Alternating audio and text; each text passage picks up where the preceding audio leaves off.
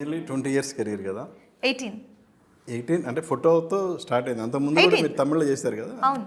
So ఈ ఒక్కసారి career వెనక్కి తిరిగి చూసుకుంటే ఎలా అనిపిస్తుంది? ఇదిగో చూస్తున్నాను కదా, వెనక్కి తిరిగే చూస్తున్నాను నేను. 12 years.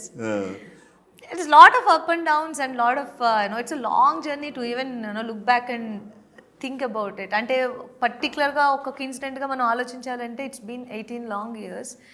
అండ్ అంటే లుక్ బ్యాక్ చేయడం అంటే నేను లుక్ బ్యాక్ చేయడం అనేది ఏమనుకుంటున్నానంటే where I'm right now, that is how I have to look back కదా. ఇప్పుడు నేను ఆ 18 years కెరీర్ నన్ను ఎక్కడ తీసుకొచ్చి నించోబెట్టింది అనేదే నేను చూడాల్సిన, వెనక్కి తిరిగి చూస్తే. అండ్ నేను ఇప్పుడున్న ప్లేస్ నాకు డెఫినెట్గా చాలా మంచి ప్లేస్ నాకు 18 years క్రియేట్ చేసిందని అనుకుంటాను. అంటే ఈ లాంగ్ కెరీర్లో సినిమాలు చేశారు, సిరీస్ చేశారు, మ్యూజిక్ ఆల్బమ్ చేశారు, so all items all languages చేశారు. ఈ ఎక్స్పీరియన్స్ అనేది ఆర్టిస్టులకి చాలా రేర్గా దొరుకుతుంది కదా. సో ఆ రేర్లో మీరు ఉండటం అనేది ఎలా ఫీల్ అవుతున్నారు?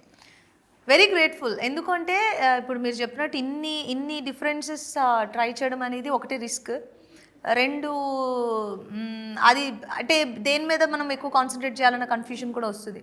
బట్ నా వరకు ఏంటంటే నా దగ్గరకు వచ్చిన వర్క్లో బెస్ట్ వర్క్ తీసుకుని నన్ను రిప్రజెంట్ చేయాలి, ఆ క్యారెక్టర్ని నాతోటి రిప్రజెంట్ చేయాలి అనేది నేను ఎప్పుడు ఆశపడే ఒక విషయం.